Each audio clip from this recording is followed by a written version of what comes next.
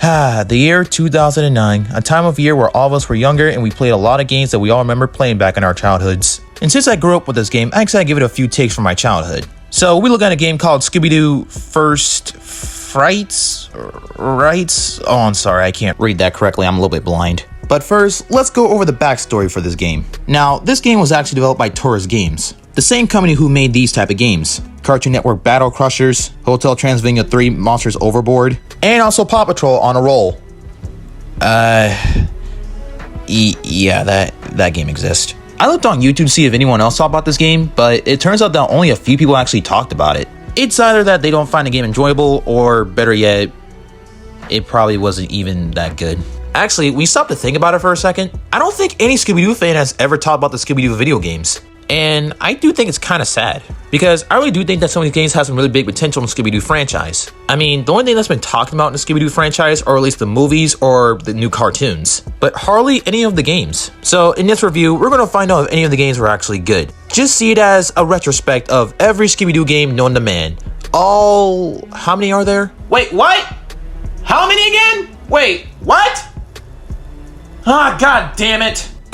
Sorry about that. Alright, we'll be doing a review of every 13 Scooby-Doo games. So alright, get your Scooby snacks because we'll be jumping into Scooby-Doo vs. Frights. So, let's go. Okay, I'm gonna start off right off the bat with this one. I do think this game is actually pretty enjoyable and I think it's worth your effort of time. Now, let's start off with some of the pros. Now, firstly, I really enjoy the voice acting. And most importantly, the voice acting actually came from the What's New Scooby-Doo cartoon, which is actually one of my most favorite cartoons of Scooby-Doo, which I really recommend if you want to become a Scooby-Doo fan. Now, I really enjoy the villains of this game. I'd enjoyed the Phantom, hint hint. I'd enjoy the giant robot, and I find the giant crab to be enjoyable. I mean, a ghost crab, that's very clearly a robot. You can clearly see it right there. But still though, even though that's still a robot, I still find it to be enjoyable. And let's not forget the witch too, because I actually find her to be really enjoyable. Now, let's talk about the animation. Now, the animation of Scooby-Doo vs. Frights is... It's okay. Now, don't get me wrong, I do know this game is meant for kids, but they can at least try a little bit better with the animation. You know, the simple stuff. Add more detail on the characters' faces, to actually give them that they look alive and not like this. But getting off topic here. Now again, I love the voice acting, I love the villains, and the animation is okay. Now, let's talk about the cons. Now, the only cons I have with this game is that it doesn't give us the ability to, switch between characters and characters like the next game did, but I'll be talking about that in the next review. And, that's mostly about it. That's the only con I have. But since we're done with pros and cons, let's now talk about the story. My favorite part about every game is with the story. Now, the story of First Frights plays like a Scooby-Doo episode. You only get episode 1, 2, 3, and mostly 4. The first episode sits around Daphne's cousin Shannon Wait, hold on. I think the developers forgot that Shannon's Scottish. No, seriously, she's Scottish. Now hear me out. Now, Shannon's first appearance was actually in Scooby-Doo and the Loch Ness Monster, which came out around 2004. And First Frights came out around 5 years later, so did they just ignore the continuity? It does the same voice acting and the same art style from the TV show. Now, I do have a theory. Either this is a different dimension, or better yet, they don't even pay attention to continuity. Actually, that's not even a surprise, because the Scooby-Doo timeline is very confusing. So great job, gang. Another mystery solved. Hooray. But back to the story. But in the first episode, Shannon's doing this talent show, and Scooby Gang got to help her out with the Phantom. The second episode is based around killer toys having the ability to have the minds of their own. Definitely have not seen that anywhere else in any Scooby-Doo media before. Nope, definitely not anywhere else. Next is a sea mystery based around giant robotic crab, going on and destroying crap, but hey, basic Scooby-Doo villains. And the last episode where Scooby Gang goes to this food eating contest where they gotta fight a witch, which is kinda interesting, but it's not really that enjoyable in my opinion. Now, what are things that I think that will make this game even much better than it already is before? I don't know, maybe some bonus levels, or probably better, a bonus episode. To keep the players interested. But the story is actually pretty good. Again, it plays like a Scooby-Doo episode that you actually take from the cartoons.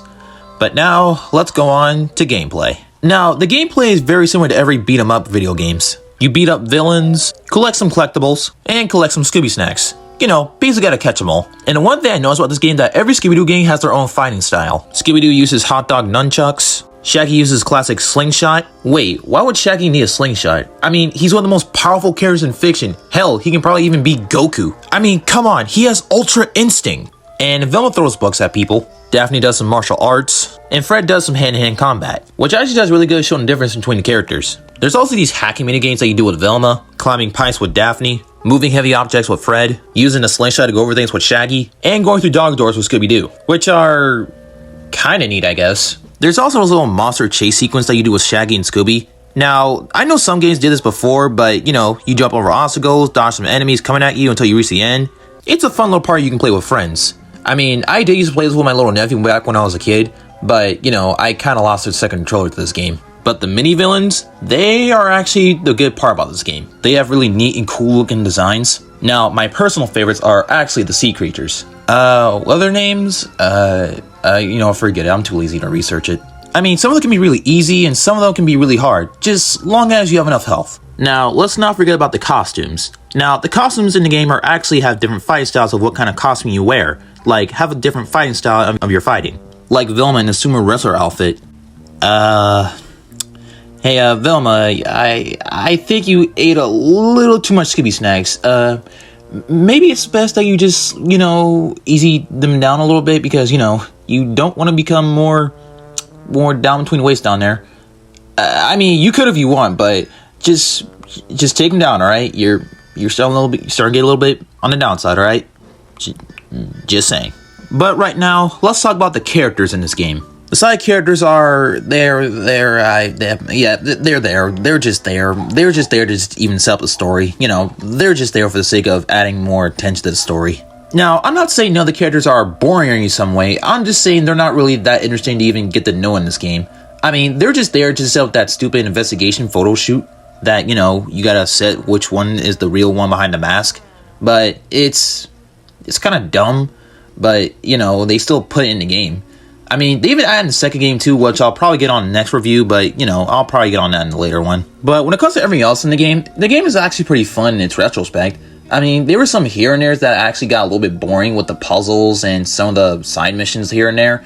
But the game is still fun. Even if you want to go back and enjoy it, then, hey, by all means, go for it. Now, while I was writing my script for this game, I started to replay it and started to think about what other things I can talk about the game. But honestly, there's nothing really else to really talk about it. Again, there's some good portions of the game, but none of them really either stand up in the game, or better yet, they never actually show any potential or add more content to the game. But here are my thoughts and opinions on it. If you want a game that helps you go through the time and, you know, if you're bored or having a really long day, if you want something to pass the time, then hey, I recommend this game to you. But if you actually want a Scooby-Doo game that actually sets your brain, actually challenge you into the story, then play Mystery Machine Madness or something, I don't really know. Now, my final thoughts are closed. So, I give Scooby-Doo First Frights 7 out of 10. Has really good things in it, but some of the rest are just not really that interesting. But again, if you want to become a Scooby-Doo fan and actually want to learn more about the Scooby-Doo franchise, then I suggest that you watch What's New Scooby-Doo, or you can play this game if you want. Now, that'll be done for this game. Now, next on my review list is going to be Scooby-Doo and the Spooky Swamp on my next review. But I gotta see if any of my local game shops actually sell the game, you know, because the game has been out for like the past 10 years. Anyways, this will be the end of our first part of our retrospect of all the Scooby-Doo games. Let's see if Spooky Swamp actually did better than the first one. But yeah, we'll see. I'll see you guys later. Oh man, the food's like down this hole. Back to the drawing board, Scooby-Doo. I haven't even had dinner, and like I'm already being deserted. You was on some op shit. I was cruising down a nigga block with a chopstick. Rockstar